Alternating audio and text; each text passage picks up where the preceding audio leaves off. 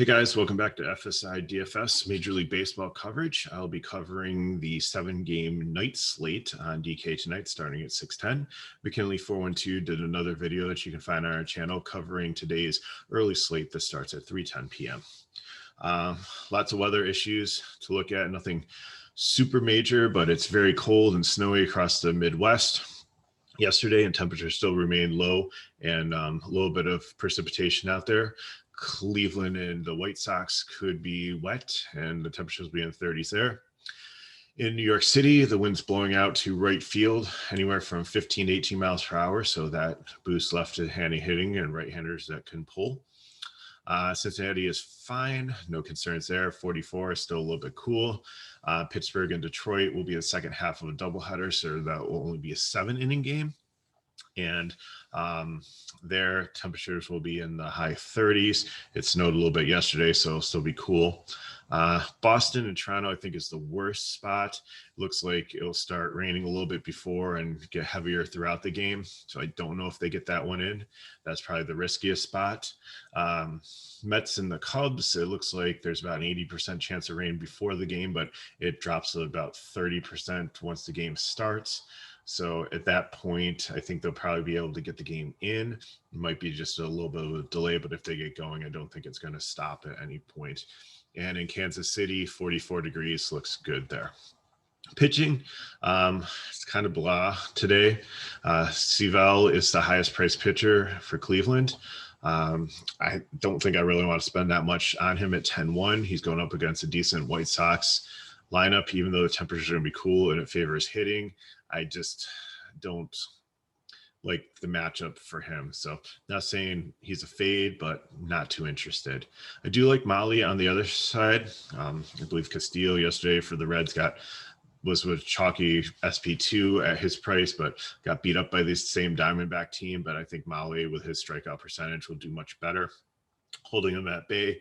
Arizona is really not a scary team with this lineup anymore. They can hit for contact and have a little bit of power, but nothing super special. They're not a high K team, but I think Miley's K rate is high enough to make him my favorite pitcher on the slate. Next coming up at 9-3 is Corey Kluber. I'm not going to touch him.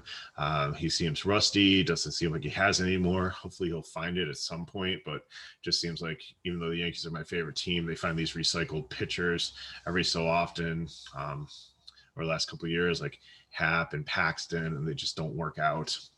So I do not like him at 9-3. On the other side of the ball, Ian Anderson, I do like, though. The Yankees have struggled. They have a great lineup. It'll get put together eventually, but I don't think they're quite there yet. So there's some strikeouts definitely in this lineup, too. Anderson has a decent K rate, and I think even though the wind's blowing out, besides Gardner and maybe Odor, but I think he's kind of past his prime.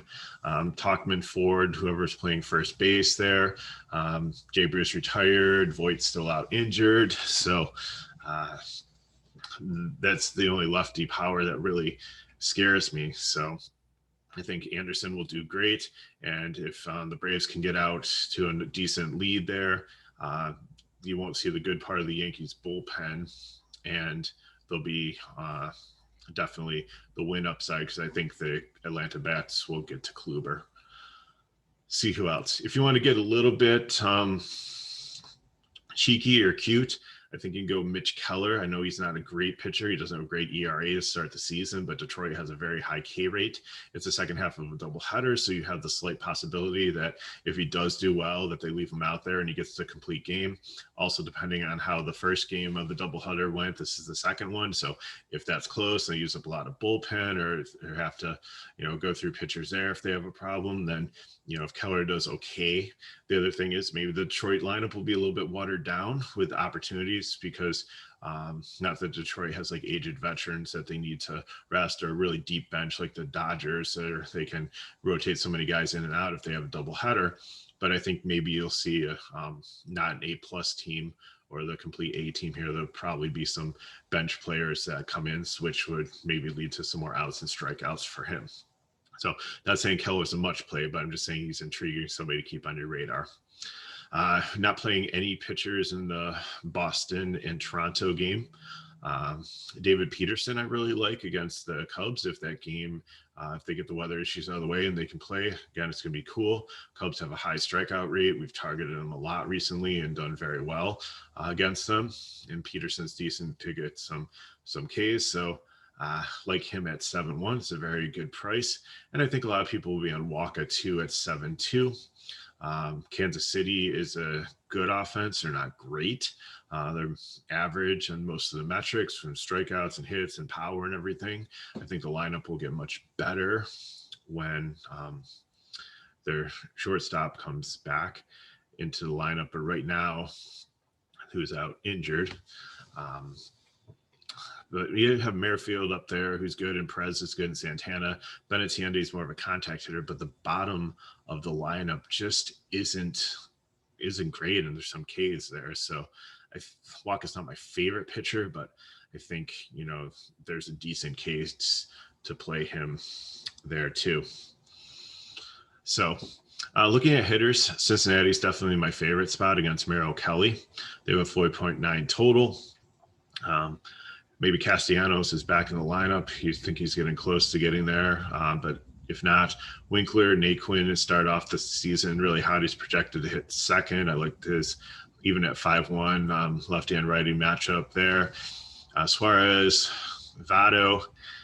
McKinley thinks I hate him. I don't hate anything about him personally. I'm just frustrated that every time I seem to play him, he doesn't do well. And then when I don't play him, he might hit a home run. So he's on my not yet list. We'll put it there. Not my never again list, but the not yet. He needs to show me a little bit more before I go there again. Barnhart's a cheap catcher. So I definitely like Cincinnati as my favorite stack. Cleveland I like against Stever. He's a young pitcher, and I think that they can get to him, get some hits there. Their lineup's fairly priced. There are some pricey pieces with Ramirez and Reyes. I like Reyes better against left-handed pitchers. So, but then again, I like the Braves. I think they're very cheap. Like Adriano, if he leads off again for Acuna being out at 2-1 is great. And Sandoval, the ageless wonder, switch hitter, is decent there too at only 2-2. But then Freddie Freeman probably would be one of my favorite plays outside of Cincinnati bats on the slate. The lefty power hitter there against Kluber with the wind blowing out the right field. I think that's just a dream matchup. Albies also, probably a case for some of the other guys too. So again, avoiding the doubleheader for bats. Boston, I like the righties against Thornton. He's a fly ball pitcher. He's got reverse splits. He's not good against righties, but again, we'll have to see if the weather holds up. So Enrique JD is really heating up, and it's been doing really well. Xander, Vasquez is catcher. So some options there. I'll take the Mets again. They did decent yesterday against the Cubs. I like them in this matchup again. I probably would definitely avoid Alonso. Just for the price, $5K, there's better options to spend money for there, especially at first base. I'm not going to take him over Freeman in any way, shape, or form. But Nemo, Lindor, Smith, Conforto, McNeil are all decent plays and cheaply priced. And then finally, I really like lefties against Junis.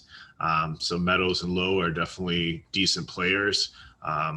There, Wendell take, and if you're looking for some savings, Tsugo and Kiermaier, lefties down in the lineup. Maybe not Tsugo, like I said, only in GPP if you're really fading Freeman, but I think you got to kind of lock him in at the first base there today. Not interested really in the Royals against Waka, maybe one off here and there if they fit in your lineup, but not too exciting there. And I think the final player is I'd take Cole Calhoun, even if we play Male.